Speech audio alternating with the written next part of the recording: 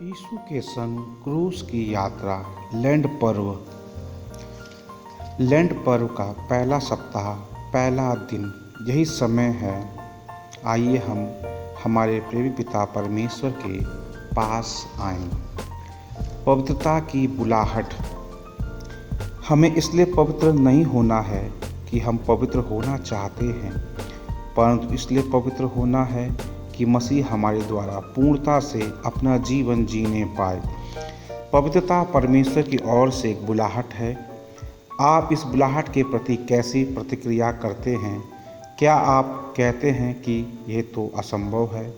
एक प्रकार से यह सही प्रतिक्रिया कही जा सकती है, क्योंकि हम में से कोई भी ऐसी आकांक्षा नहीं करेगा कि जैसा परमेश्वर पवित्र है मैं भी पवित्र बनूं।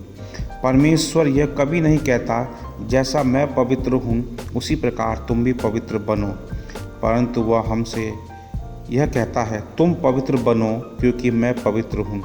मसीह में आपकी हैसियत या आपका पद यही है, यही आपकी स्थिति है। दूसरे शब्दों में ये आपकी प्रतिष्ठा की घोषणा करती है कि आप मसीह में कौन हैं और मसीह में आपकी हैसियत क्या है। पवित्रशास्त्र का यह वचन आदेश सूचक है। इसमें आज्ञा पाई जाती है क्योंकि यह पद बताता है कि आप मसीह में कौन हैं। इसलिए एक चुने हुए जन के समान व्यवहार कीजिए। पवित्रता उस समय दिखाई देती है जब हम पूर्ण विश्वास योग्यता के साथ परमेश्वर की आज्ञाओं का पालन करते हैं।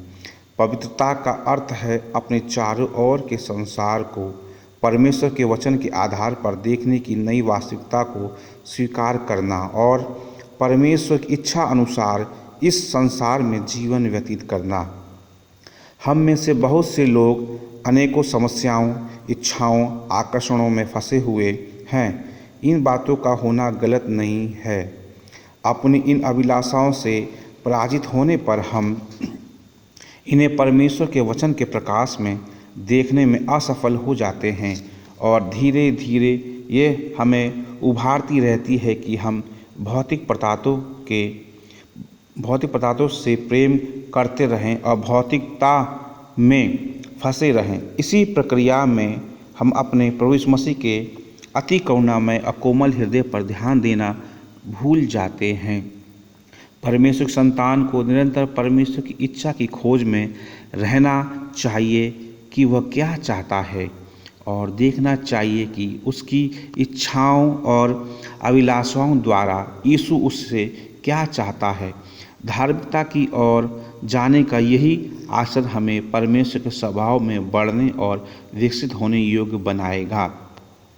इससे हम भक्तिपूर्ण जीवन की ओर बढ़ेंगे, प्रकाश स्तंभ बनेंगे, जिससे हमें जीवन के प्रतिदिन के संघर्षों का सामना करने का मार्गदर्शन प्राप्त होगा। जबकि हम इन पवित्र लैंड के दिनों में परमेश्वर की खोज करते हैं तो इस पवित्रता के अनुभव बढ़ते और जाएं और इसी अनुभव में जीवन व्यतीत करते जाएं। आइए हम मनन करें। परमेश्वर की पवित्रता को समझने के लिए मुझे और क्या कुछ करना चाहिए। दूसरा, वे कौन सी बाधाएं हैं जो पवित्रता की यात्रा में आती है। तीसरा, मुझे परमेश्वर के समान पवित्र बनने के लिए कौन से कदम उठाने चाहिए कि मैं अपनी सब बातों में उन्नति कर सकूं। लागू करें। मैं उन सब रुकावटों को दूर करूंगा जो मेरे और परमेश्वर के बीच में आएगी और मैं अपने आचरण और अपने विचारों को अनुशासित करूंगा ताकि पवित्र बनूं और परमेश्वर की दृष्टि में ग्रहण योग्य बन सकूं। मैं समय निकालकर परमेश्वर का वचन पढ़ूंगा और उस पर मनन करूंगा। इससे मुझे सहायता मिलेगी कि मैं अपने जीवन में परमेश्वर की उपस्थिति का एहसास कर सकूं। आइए हम प्रार्थना करें।